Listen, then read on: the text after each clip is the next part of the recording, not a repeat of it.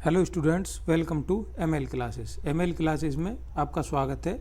इस वीडियो में हम क्लास 7 की एक्सरसाइज 5B के क्वेश्चनों को सॉल्व करेंगे। देखिए, क्वेश्चनों को सॉल्व करने से पहले हम देखते हैं कि हमारी एक्सरसाइज में कुछ ये 3 वर्ड दिए गए हैं: शीर्षलंब, लंब केंद्र और संगामी बिंदु। इससे संबंधित प्रश्न आएंगे। ये 3 नए शब्द आए हैं। एक तो है त्रिभुज का शीर्षलंब, एक त्रिभुज का लंब केंद्र और संगामी बिंदु। इन्हें समझते हैं ये क्या होता है। देखिए, त्रिभुज का शीर्षलंब, जिसे हम एल्टीट्यूड ऑफ ट्रायंगल भी कहते हैं, क्या कह रहा है? किसी त्रिभुज के शीर्ष से, हमें पता है, मैंने आपको कॉन्सेप्ट वाली वीडियो पढ़ाई थी। अगर आपने वो नहीं देखी है तो आप उस वीडियो को देख सकते हैं, आपके अच्छे से समझ में आ जाएगा। देखिए, किसी त्रिभुज के शीर्ष, एक त्रिभुज में कितने शीर्ष होते हैं? एक त्रिभुज में 3 शीर्ष होते हैं, ए, बी और सी। ये त्रिभुज के 3 शीर्ष हो गए, ए शीर्ष, बी शीर्ष और ये सी शीर्ष। क्या कह रहा है? त्रिभुज के शीर्ष से, ये मान लिया हमने ए से उसके सामने वाली भुजा, शीर्ष ए लिया, तो ए के सामने वाली भुजा क्या हो गई? ये बी सी के शीर्ष से उसके सामने वाली भुजा पर, मतलब शीर्ष ए से उसके सामने वाली भुजा बी सी पर डाला गया लंब। हमने लंब डालना सीख लिया। कैसे करते हैं? जैसे मान लिया कोई एक सीधी रेखा है, उस पर हमें क्या बनाना होता है? लंब बनाने के लिए एक 90 डिग्री का कोण बनाना होता है, 90 डिग्री का। तो वो क्या हो जाता है? इस रेखा पर लंब हो जाता है। ये ए बी रेखा पर हमारा ये सी डी क्या हो गया? लंब हो गया। तो इसी प्रकार से हमें क्या करना है? शीर्ष से सामने वाली भुजा पर हमें लंब डालना है। तो वो हमारा क्या कहलाएगा? शीर्ष लंब कहलाएगा। देखिए, ए से जब हम बी सी पर लंब डालेंगे तो हमारा, मान लिया हमने ये ई हो गया, और ये हमारा कोण कितने का हो जाएगा? ये 90 डिग्री का कोण हो जाएगा, क्योंकि हमारा लंब कितने डिग्री का होता है? 90 डिग्री का। इसी प्रकार हम शीर्ष बी से, जब शीर्ष बी से उसके सामने वाली भुजा क्या है? ए सी, उस पर लंब डालेंगे तो वो भी 90 डिग्री का होगा। तो हम कह सकते हैं किसी त्रिभुज के शीर्ष से उसके सामने वाली भुजा पर डाला गया लंब शीर्ष लंब कहलाता है। क्या कहलाता है? एल्टीट्यूड ऑफ ट्रायंगल कहलाता है। अब देखेंगे लंब केंद्र क्या होता है। त्रिभुज के शीर्ष लंब, हमने किसी त्रिभुज के ये शीर्ष लंब खींचे, माना इसका ये शीर्ष लंब हो गया। देखिए, बिंदु ए बी सी, ये शीर्ष दिए गए हैं हमें। हमने शीर्ष ए से रेखा बी सी पर एक शीर्ष लंब खींचा, जिसे हमने डी मान लिया। अब हम शीर्ष बी से एक लंब खींचते हैं रेखा ए सी पर, इसे हमने ई मान लिया। अब बिंदु सी से शीर्ष लंब खींच रहे हैं, कहाँ? रेखा ए बी पर, और जो हमारा क्या बिंदु एफ पे मिलाएगा। तो हम कह सकते हैं कि ये सभी क्या होंगे? लंब होंगे। ये सभी लंब होंगे। और इसे हम डिनोट कैसे करेंगे? जैसे ये शीर्ष ए है, ए से रेखा बी सी पर क्या हमारा शीर्ष लंब कहलाएगा? यहाँ पे ये ए डी हमारा शीर्ष लंब हो गया, यहाँ पे ए डी शीर्ष लंब हो गया, यहाँ पे बी ई शीर्ष लंब हो गया, और यहाँ पे सी एफ शीर्ष लंब हो गया। तो ये आपकी समझ में आ गया होगा। अब लंब केंद्र क्या होता है? जहाँ पर भी हमारे ये सभी शीर्ष लंब मिलते हैं, जिस भी पॉइंट पे मिलते हैं, वो पॉइंट हमारा क्या कहलाता है? लंब केंद्र कहलाता है। लंब केंद्र, जिसे हम ऑर्थो सेंटर भी कहते हैं। तो जहाँ पे हमारे शीर्ष लंब सभी मिलेंगे वो हमारा लंब केंद्र कहलाएगा। और संगामी बिंदु क्या होता है? जहाँ पर भी ये सभी रेखाएं आपस में मिलती हैं, तो वो हमारा बिंदु क्या कहलाता है? वो संगामी बिंदु कहलाता है। तो ये तीनों चीज़ें उम्मीद करता हूँ आपकी समझ में आ गई होंगी। यदि समझ में नहीं आई है तो आप वीडियो को रिपीट करके देख सकते हैं। अब हम अपनी अभ्यास पर चलते हैं। अभ्यास 5B के प्रश्नों को हल करेंगे। देखिए, प्रश्न 1, क्वेश्चन नंबर 1 क्या दिया गया है?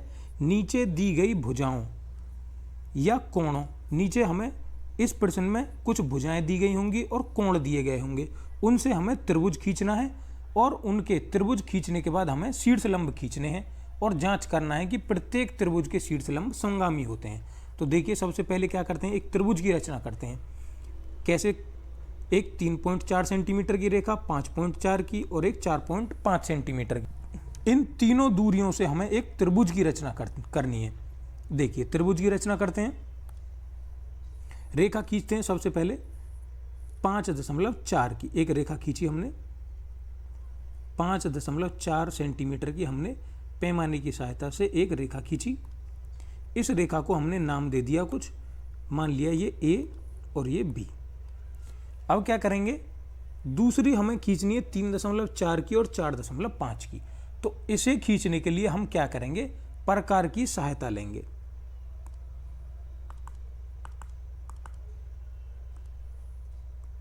देखिए, प्रकार को बिंदु ए पर रखेंगे और प्रकार में कितने की 3.4 सेंटीमीटर की दूरी लेंगे। देखिए, प्रकार में 3.4 सेंटीमीटर की दूरी लेते हैं। 3.4 सेंटीमीटर की दूरी लेकर प्रकार में एक चाप लगाएंगे। देखिए, हमने एक चाप लगाया और दूसरी दूरी हमें कितनी लेनी है, 4.5 की। तो दूसरे बिंदु बी पर जाएंगे और 4.5 की दूरी भरेंगे अपनी प्रकार में, 4.5 की। 4.5 की दूरी भर के हम एक चाप लगा देंगे हमने, और ये दोनों चाप जहाँ पे काटेंगे वहाँ से मिलाती हुई हम एक रेखा खींच देंगे और उसे बिंदु सी मान लेंगे। देखिए, ए को बी से मिलाया, ए को सी से मिलाया, इसी प्रकार बी को सी से मिलाएंगे, बी को सी से मिला दिया। तो इसे नाम दे दिया हमने सी। ये हमारा क्या आ गया, बिंदु सी आ गया। अब देखिए, अब क्या कह रहा है, त्रिभुज हमारा बन गया। अब हमें उनके शीर्ष लंब खींचने हैं। हम शीर्ष लंब कैसे खींचते हैं, जो हमारे शीर्ष होते हैं उससे हम सामने वाली भुजा पर लंब डालते हैं। हमने लंब डालना पिछली अभ्यास में सीख लिया था। कैसे, देखिए, लंब खींचते हैं। सबसे पहले हम शीर्ष ए से उसके सामने वाली भुजा बी सी पर शीर्ष लंब खींचते हैं। देखिए कैसे खींचेंगे। देखिए, बिंदु ए को, शीर्ष ए को केंद्र मानते हुए हम रेखा बीसी पर हमें शीर्ष लंब खींचना है। तो हम क्या करेंगे, बिंदु ए को केंद्र मानेंगे, एक बीसी पर चाप लगाएंगे। किस प्रकार से, इस प्रकार से एक चाप लगाएंगे यहां से लेते हुए जो पूरी बीसी रेखा को काट दे। अब हम देख रहे हैं कि हमारी प्रकार क्या हो रही है, बिंदु बीसी से ज्यादा आगे जा रही है। तो हम क्या करेंगे, या तो प्रकार में कम दूरी लेंगे, अगर कम दूरी लेने से भी बात नहीं बनेगी तो हम अपनी रेखा को आगे बढ़ा देंगे। देखिए, अगर हमारी ये रेखा आगे जा रही है तो हम क्या करेंगे, इस रेखा को थोड़े आगे बढ़ा देंगे।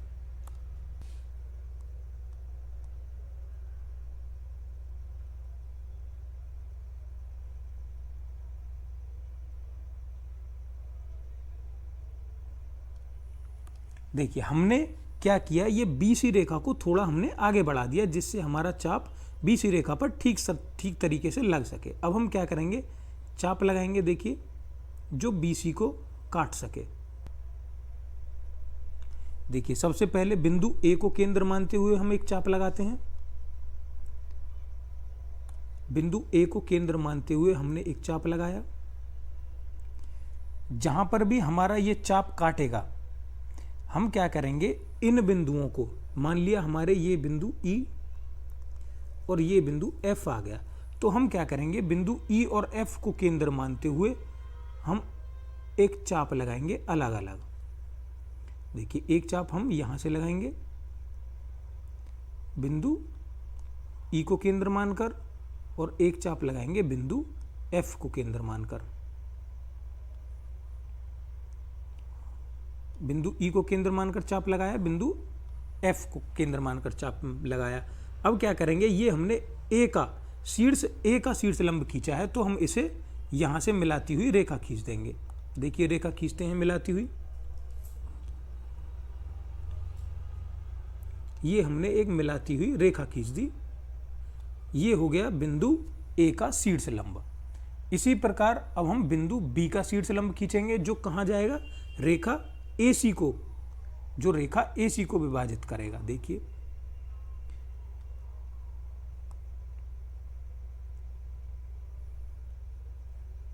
हमारी रेखा एसी क्या दी गई है हमें, ये रेखा एसी दी गई है। अगर हमारी रेखा छोटी होती है तो हम क्या करेंगे, रेखा को बड़ी कर लेंगे।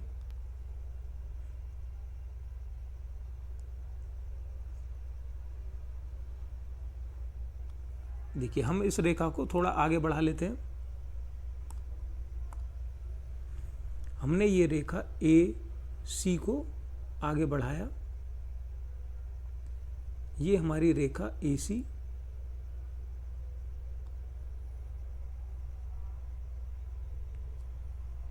हमने रेखा ए सी को आगे बढ़ाया। अब क्या करेंगे, बिंदु हमने शीर्ष बी का लंब खींचना है, तो हम क्या करेंगे, बिंदु बी को केंद्र मानते हुए रेखाखंड ए सी को चाप की सहायता से काटेंगे। देखिए बिंदु बी को केंद्र मानते हुए चाप लगाएंगे। ये हमने एक चाप लगाया जो हमारी रेखा बी सी को, जो हमारी रेखा ए सी को दो चाप में काट रहा है। अब हम इन्हें मान लेंगे जी और एच बिंदु, जी और ये हमारा हो गया एच बिंदु। अब जी और एच को केंद्र मानते हुए चाप लगाएंगे, जी और एच को केंद्र मानते हुए दो चाप लगाएंगे।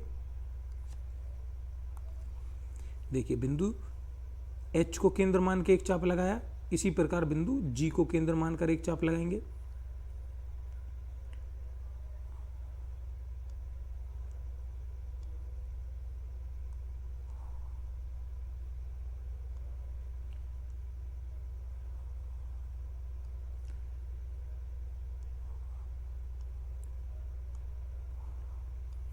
ये चाप लग गया। अब क्या करेंगे, शीर्ष हमारे बी से जहां भी ये दोनों चाप काटे हैं उससे इस रेखा को मिला देंगे।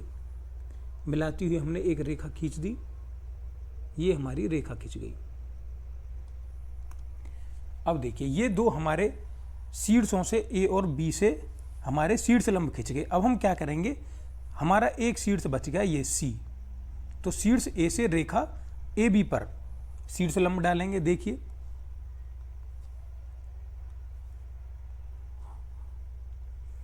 शीर्ष सी पर हम लेके आए अपनी प्रकार, और रेखा कौन सी रेखा को इस बार विभाजित करेंगे हम, रेखा ए बी को।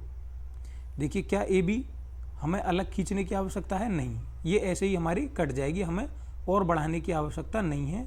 हम चाप लगाएंगे, यहाँ पर एक चाप हमने ये लगाया, जहाँ पर भी ये चाप हमारा रेखा को काटेगा वहाँ से हम एक और चाप लगाएंगे।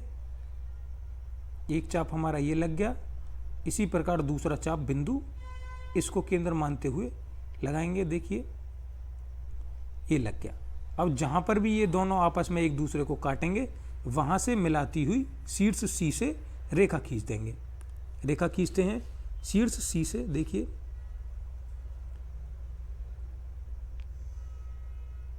ये हमारी रेखा खिंच गई। अब देखिए हमारे तीनों शीर्ष लंब खिंच गए। अब इन्हें हम नाम ले देते हैं, ये हो गया जी एच, इसे हम नाम दे देते हैं आई और जे। अब देखिए शीर्ष, सबसे पहले हमने शीर्ष बी से खींचा, हमारा ये लंब खींचा, इसे हमने कोई नाम दे दिया के और एल, इसे नाम दे दिया एम और एन, इसे नाम दे दिया ओ और पी। तो इस प्रकार से हमने क्या किया, तीनों शीर्षों से हमने शीर्ष लंब खींच दिए और हमने देखा कि ये शीर्ष लंब हमारे एक बिंदु पर यहाँ पर ये मिल रहे हैं। यही हमें सिद्ध करना था कि प्रत्येक जो शीर्ष लंब होगा वो संगामी होगा। संगामी मतलब हमने बताया था भी कि एक बिंदु पर कहीं ना कहीं अवश्य मिलेगा। तो ये तीनों हमारे यहाँ पे मिल गए। इससे हमारा ये सिद्ध होता है कि त्रिभुज के शीर्ष लंब क्या होते हैं, संगामी होते हैं। अब हम इस प्रश्न की थ्योरी लिखेंगे। देखिए लिखेंगे क्या है, दिया है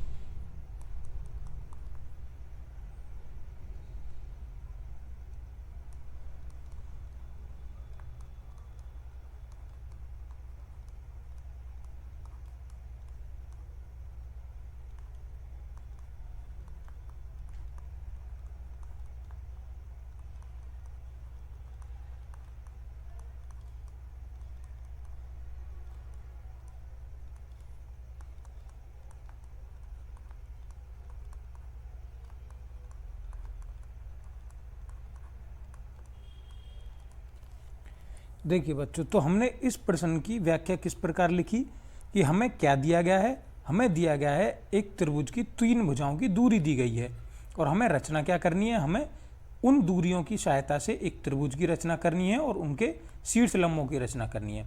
अब हम रचना के चरण में क्या लिखेंगे, सबसे पहले हमने क्या किया, 3.4, 5.4 और 4.5 सेंटीमीटर की दूरी की एक त्रिभुज की रचना की। उसके बाद हमने क्या किया, तीनों शीर्षों से, कौन से, ए, बी और सी, तीनों शीर्षों से हमने क्या किया, केंद्र मानते हुए, तीनों शीर्षों को केंद्र मानते हुए 3 शीर्ष लंब खींचे। और शीर्ष लंब खींचने के बाद हमने देखा जो तीनों शीर्षों के शीर्ष लंब खींचे हैं वो कहाँ पे, एक बिंदु मान लिया ओ पर मिलते हैं।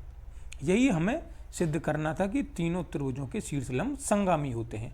जब एक बिंदु पर मिल जाएंगे तो वो क्या कहलाएगा, संगामी कहलाएगा। यदि इस प्रश्न में आपको कोई कन्फ्यूजन हो रहा है तो आप वीडियो को बैक करके भी देख सकते हैं, जिससे आपकी समझ में आसानी से आ जाएगा। अब